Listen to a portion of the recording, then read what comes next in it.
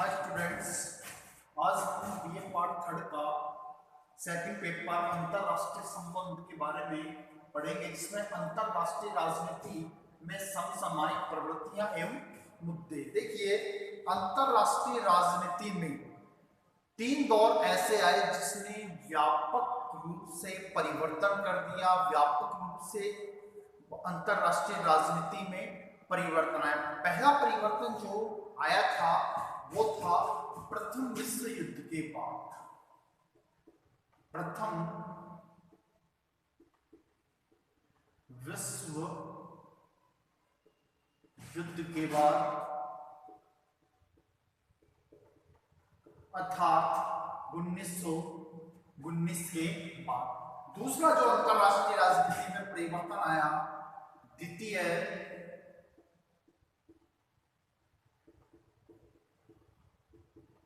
विश्व युद्ध के बाद, अर्थात 1945 के बाद। तीसरा जो परिवर्तन आया वह परिवर्तन आया सोवियत संघ के विघटन के बाद। सोवियत संघ के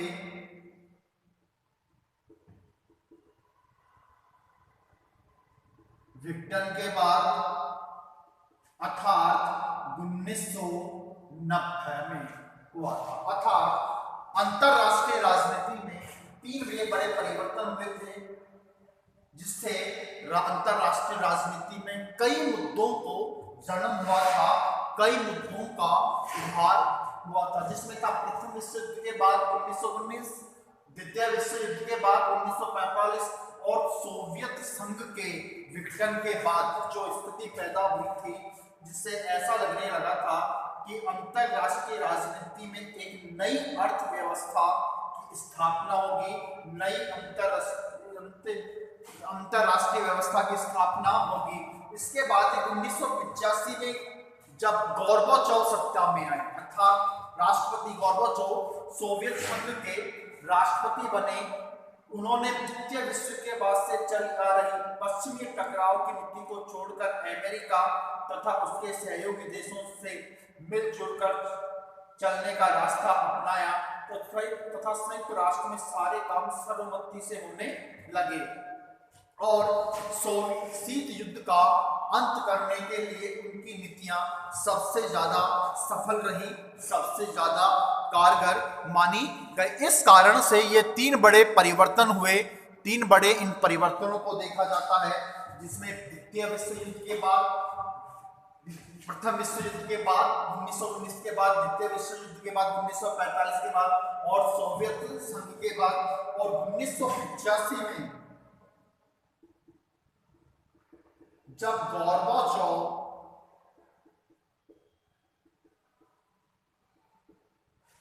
सत्ता में आए,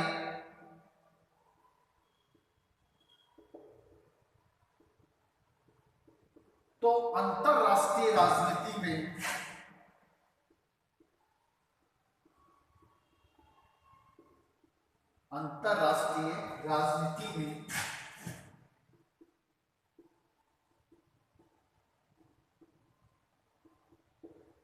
परिवर्तन आया। क्या आया? परिवर्तन आया, अर्थात सोवियत संघ के विभाजन हुआ और शीत युद्ध का समापन हुआ। अब बात आती है कि अंतरराष्ट्रीय राजनीति में क्या क्या परिवर्तन हुए। अंतरराष्ट्रीय राजनीति में क्या क्या परिवर्तन हुए तथा क्या क्या मुद्दे रहे।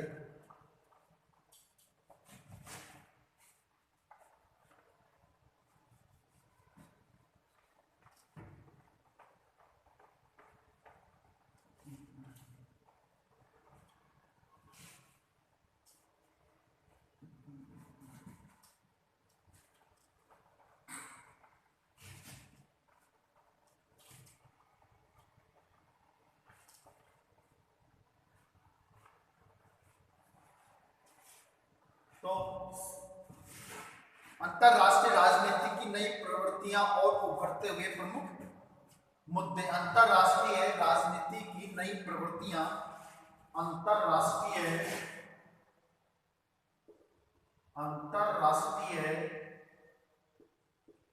राजनीति की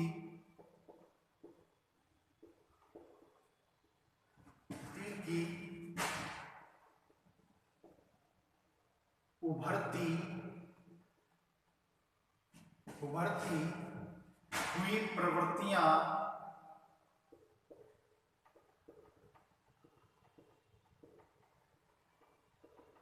और प्रमुख मुद्दे।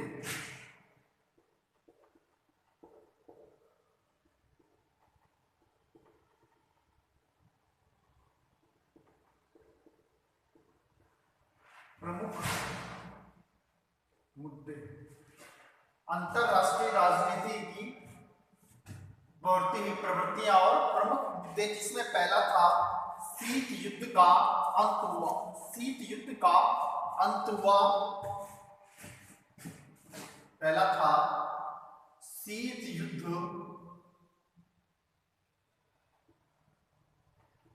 का अंत। क्या हुआ? शीत युद्ध समाप्त हो गया। दूसरा था एक ध्रुवीय विश्व व्यवस्था। एक ध्रुवीय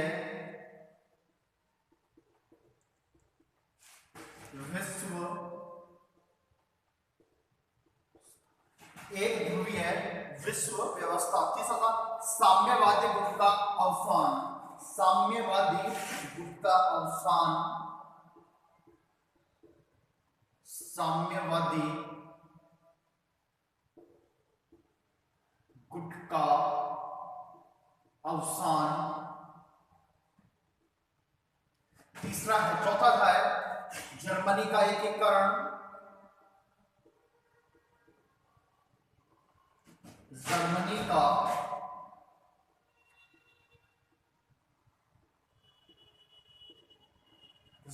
का एकीकरण। पांचवा गुटनिरपेक्ष आंदोलन की प्रासंगिकता। गुटनिरपेक्ष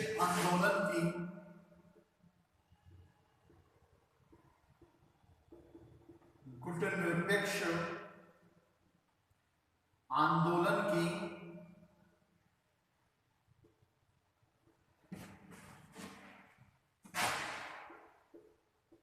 प्रासंगिकता। गुटनिरपेक्ष आंदोलन की प्रासंगिकता रही। पांचवा है संयुक्त राष्ट्र संघ का बढ़ता परिवार। संयुक्त राष्ट्र संघ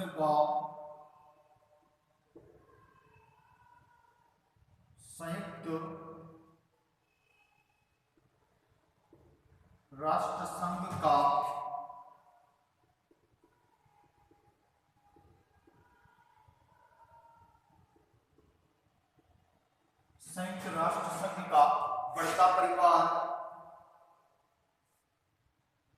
सैनिक गुटबंदियों का घटता महत्व। सैनिक गुटबंदियों का घटता महत्व। सैनिक गुटबंदियों का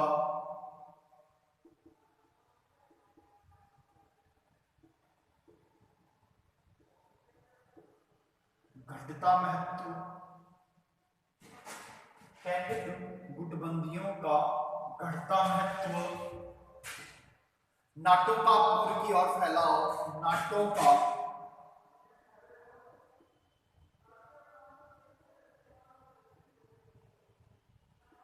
पूर्व की ओर फैलाव।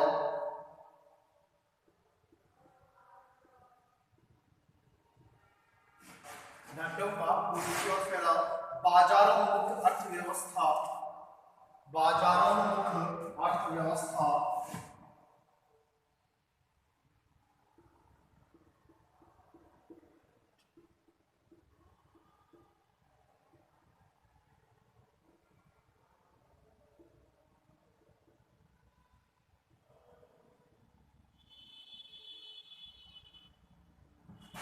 बाजारोन्मुख अर्थव्यवस्था। यूरोप के एकीकरण दिशा में बढ़ते चरण यूरोप के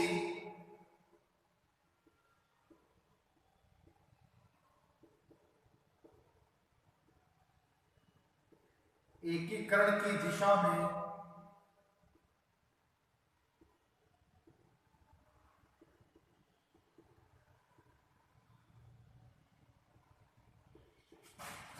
बढ़ते चरण नव उपनिवेशवाद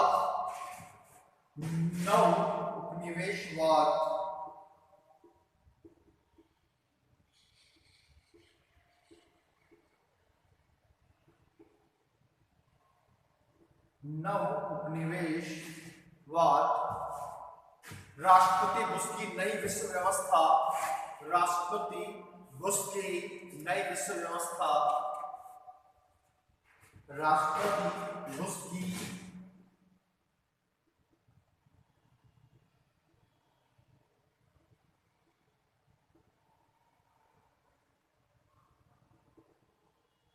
नई विश्व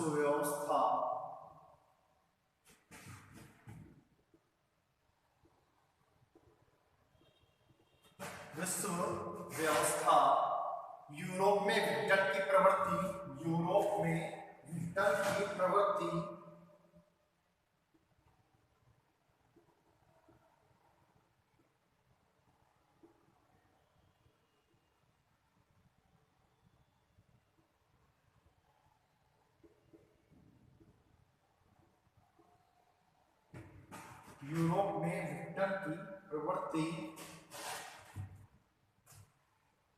नए संगठनों का उदय नए संगठनों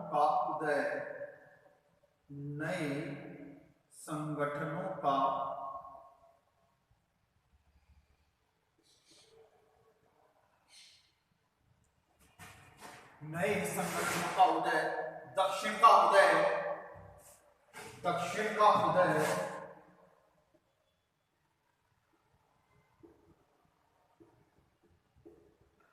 दक्षिण का उदय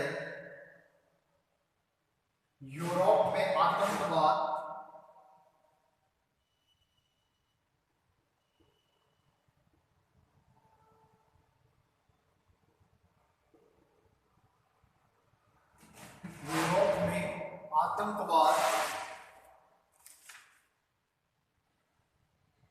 नई श्रेणी के परमाणु हथियार नई श्रेणी के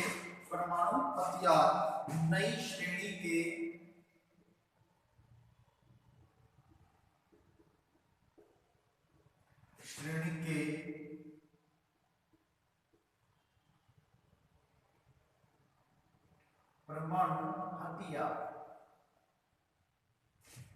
अर्थात अंतरराष्ट्रीय राजनीति की उभरती हुई प्रवृत्तियों और प्रमुख मुद्दों में है शीत युद्ध का अंत, एक ध्रुवीय विश्व व्यवस्था, साम्यवादी गुट का अवसान, जर्मनी का एकीकरण, गुटनिरपेक्ष आंदोलन की प्रासंगिकता, प्रासंगिकता बढ़ता परिवार, प्रारंभिक 51 सदस्य थे, आज 193 सदस्य हैं। बाजारोन्मुख अर्थव्यवस्था, बाजार को ज्यादा से ज्यादा बढ़ाना था। यूरोप के एकीकरण की दिशा में बढ़ते चरण, जो बिखरा हुआ था यूरोप, उसको एकीकरण किया गया। नव उपनिवेशवाद की स्थिति उत्पन्न हुई। राष्ट्रपति बुश की नई विश्व व्यवस्था स्थापित करना था। यूरोप में विघटन की प्रवृत्ति, नए संगठनों का उदय, दक्षिण का उदय, यूरोप में आतंकवाद बढ़ा और नई श्रेणी के परमाणु हथियारों की होड़ लग गई। ये सब जो कारण थे वो अंतरराष्ट्रीय राजनीति की उभरती हुई प्रवृत्ति के प्रमुख मुद्दे थे। प्रमुख मुद्दों में इनको समावेश किया गया था। प्रमुख अंतरराष्ट्रीय राजनीति की ये प्रमुख मुद्दे कहे गए हैं। अब बात जो आई है वह है नवीन अंतरराष्ट्रीय आर्थिक व्यवस्था। नवीन अंतरराष्ट्रीय आर्थिक व्यवस्था जो कौन कौन सी है नवीन अंतरराष्ट्रीय आर्थिक व्यवस्था? नवीन अंतरराष्ट्रीय आर्थिक व्यवस्था, ये सब जो 17 पॉइंट ये अंतरराष्ट्रीय राजनीति की उभरती हुई प्रवृत्तियां और प्रमुख मुद्दे हैं। शीत युद्ध का अंत, एक ध्रुवीय विश्व व्यवस्था, साम्यवादी गुट का अवसान, जर्मनी का एकीकरण, गुटनिरपेक्ष आंदोलन की प्रासंगिकता, संयुक्त राष्ट्र संघ का बढ़ता परिवार, सैनिक गुटबंदियों का बढ़ता महत्व, नाटो का पूर्व की ओर फैलाव, बाजार मुक्त अर्थव्यवस्था, यूरोप के एकीकरण की दिशा में बढ़ते चरण, नौ उपनिवेशवाद, राष्ट्रपति बुश की नई विश्व व्यवस्था, यूरोप में विघटन की प्रवृत्ति, नए संगठनों का उदय, दक्षिण का उदय, यूरोप में आतंकवाद और नई श्रेणी के परमाणु हथियार, ये सब अंतरराष्ट्रीय राजनीति के उभरती हुई और प्रवृत्तियां और प्रमुख मुद्दों को इनमें शामिल किया गया है।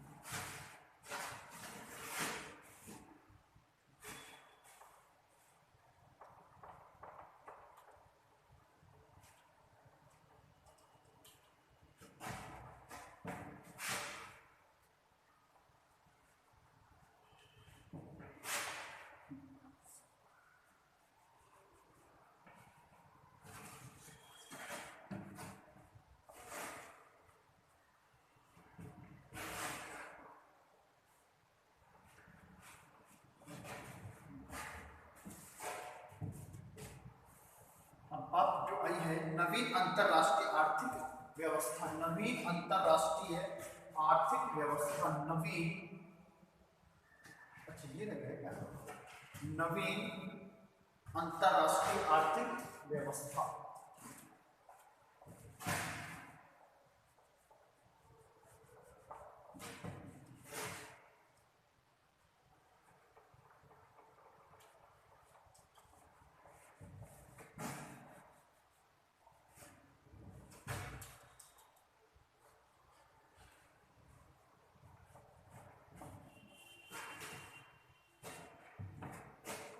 नवीन अंतरराष्ट्रीय आर्थिक व्यवस्था, नवीन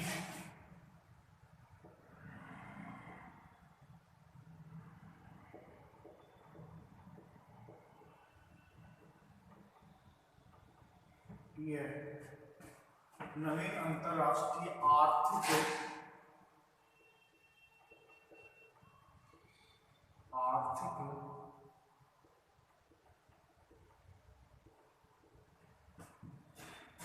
नवीन अंतरराष्ट्रीय आर्थिक व्यवस्था,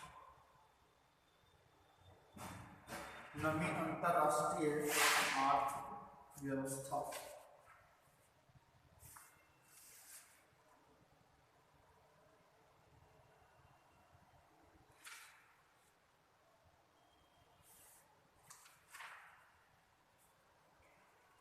नवीन अंतरराष्ट्रीय आर्थिक व्यवस्था में है राज्य के आर्थिक अधिकार, राज्य के आर्थिक अधिकार, राज्य के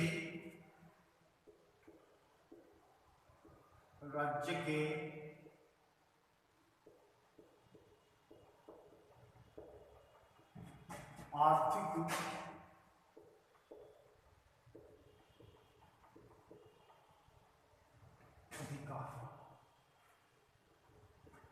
राज्य के आर्थिक अधिकारों में है अपनी आर्थिक प्रणाली को चुनने का अधिकार, अपनी आर्थिक प्रणाली को चुनने का अधिकार, अपनी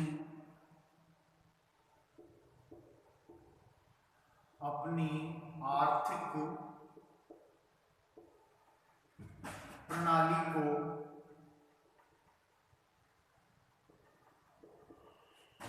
चुनने का अधिकार।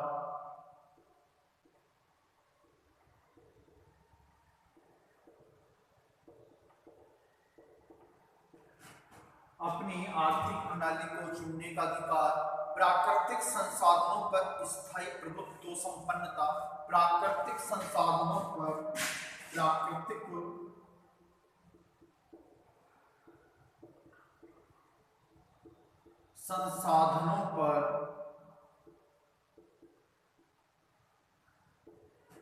प्राकृतिक संसाधनों पर स्थायी प्रभुत्व संपन्नता, स्थायी प्रभुत्व संपन्नता। तीसरा है अंतरराष्ट्रीय व्यापार में संलग्न होने का अधिकार। अंतरराष्ट्रीय व्यापार में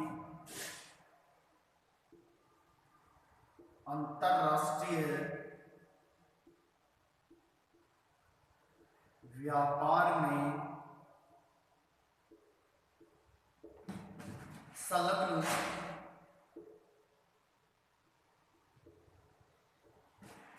अंतरराष्ट्रीय व्यापार में संलग्न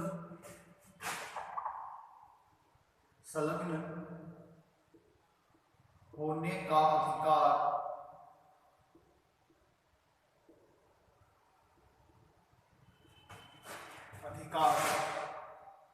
उत्पादक संगठन से संबद्ध होने का अधिकार। उत्पादक संगठन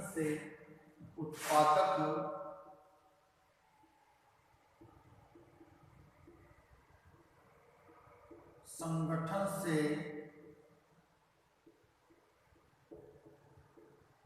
संलग्न होने का अधिकार।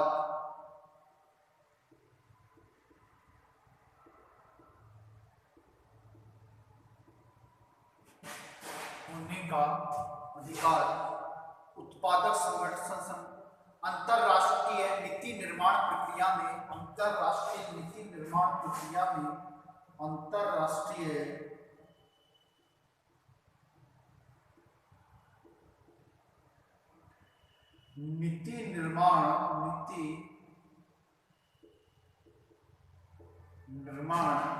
प्रक्रिया में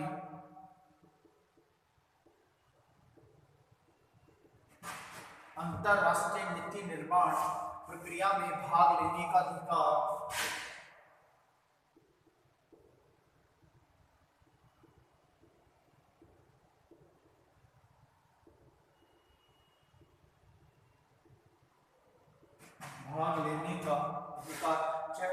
प्रौद्योगिकी का अंतरण।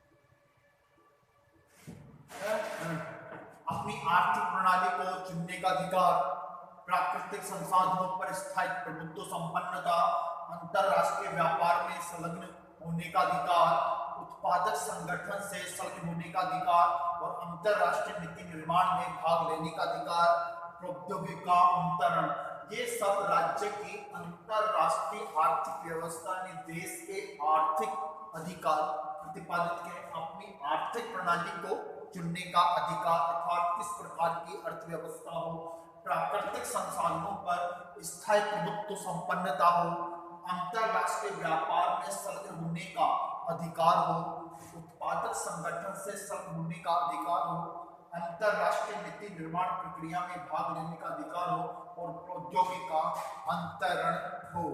ये सब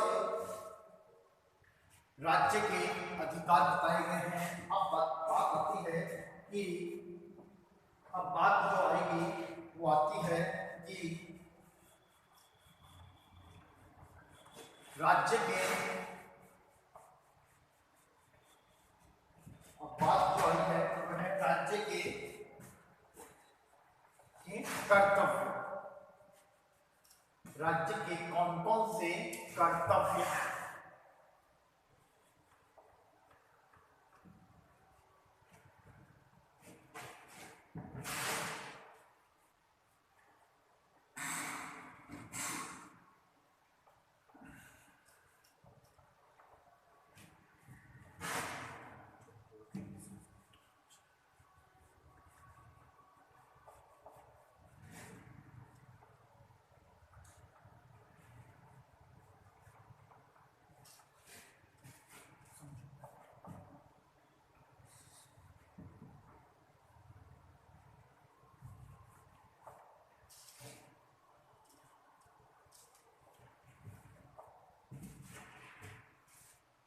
राज्य के आर्थिक कर्तव्य, राज्य के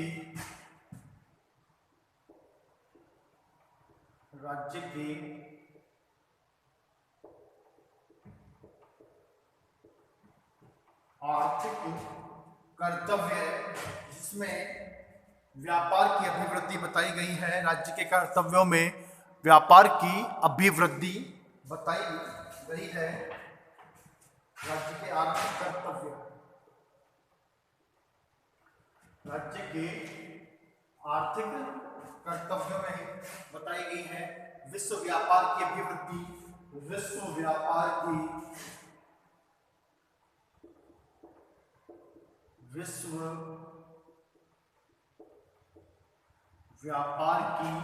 अभिवृद्धि, विश्व व्यापार की अभिवृद्धि। दूसरा है निशस्त्रीकरण द्वारा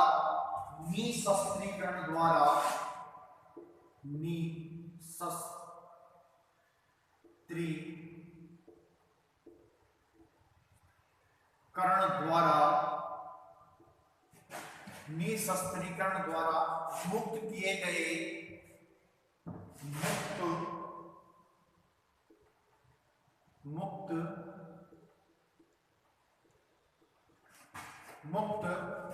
गए संसाधनों के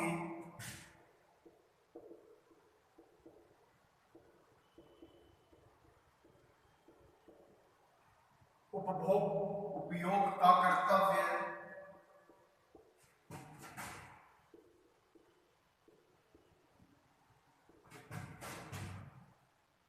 अत्यधिक अनुग्रहित राष्ट्र के साथ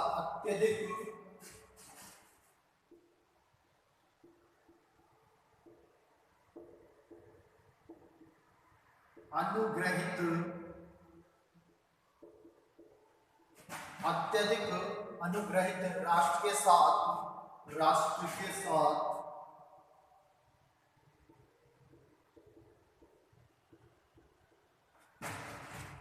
व्यापार करने का कर्तव्य,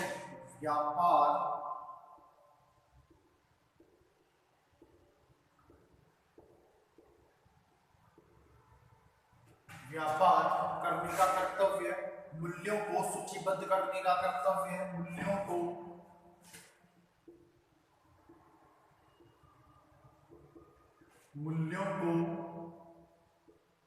सूचीबद्ध करने का कर्तव्य,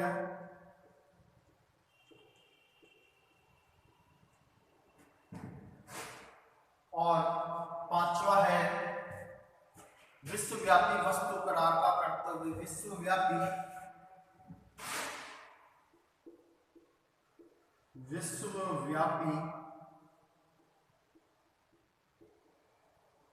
वस्तु का करार।